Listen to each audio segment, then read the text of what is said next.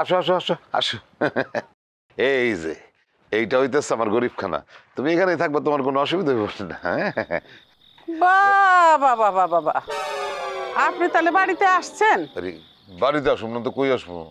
হ্যাঁ, তা আপনার বাড়িতে আসতে এত রাত হলো কেন? আমি তো কোনো কথা গোপন করতে পারি না, তুমি জানো খুব ভালো করে। ওই যে ফুলকির মা আমারে ধরছে যে তার বাড়ি পর্যন্ত যাইতে, কিন্তু আমি বলছি না আমি যাইতে পারবো না। তখন ওই রাস্তায় দাঁড়ায় গল্প করতে করতে কখন যে সময় পার হয়ে গেছে বুঝতে পারিনি, সেই জন্য লেট হয়ে গেছে। এত হাসার কি হইলো? হ্যাঁ, মনে হইতেছে একেবারে সাম্রাজ্য জয় করে আছেন। আপনার জন্য আমার অপেক্ষা করাটাই ভুল হয়েছে। আমি বলছি তোমার আমার জন্য অপেক্ষা করতে?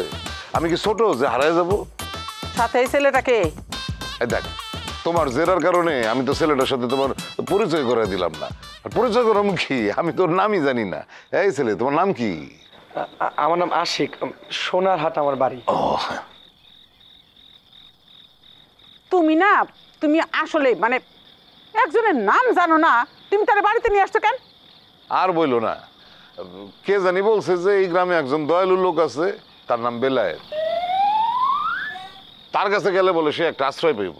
ব্যাস, আমার সাথে দেখা হইলো, নিয়ে আসলাম। মানে ভালো ছাত্র, বুঝছো, ওই ম্যাট্রিক পরীক্ষায় A+ পেয়েছে, এবার কলেজে ভর্তি হয়েছে। আমাদের বাড়িতে থেকে লেখাপড়া করবো। কি আমাদের বাড়িতে থাকবে?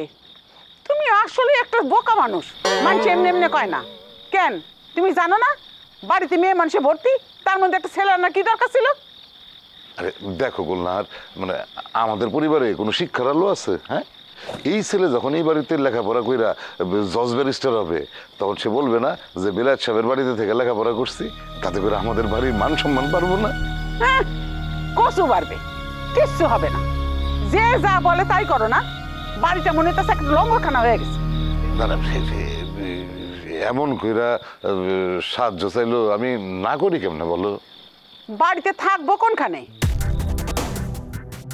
মানুষের প্রয়োজনে তাহলে একটা ঘর তুলো। আসলেই তোমার কাজকর্ম দেখলে না আমি সত্যি সত্যি একদিন পাগল হয়ে যাব। আন্টি, এই ছেলেটাকে সাইকেল নিয়ে দাঁড়িয়ে আছে? তোমার আঙ্কেল নিয়ে আসছে, এই বাড়িতে থাকবো, কলেজ স্টুডেন্ট। আমি অবশ্য বিশেষ চিন্তা করেই ওরে নিয়ে আসছি, যদি আঙ্গুরিরে আবার লেখাপড়ায় ফিরানো যায়। তুমিও চাইলে কিন্তু ওর কাছে পড়তে পারবা, শুনলা তো খুব মেধাবী ছেলে, কলেজে পড়ে। কি আসে, পারবা না পড়াইতে? জি চাচা, পারবো। বাহ, বাহ, বাহ। রাত তো মেলা হয়েছে, এখন থাকবো কইছে? আঙ্কেল, উনি তো চাইলে আমাদের বাড়ির পাশে টিনের ঘরটাতে থাকতে পারে, আর আজকে রাতে মাসুদ ভাইয়ের সাথে থাকলো, এরপরে থেকে টিনের ঘরে থাকতে পারে।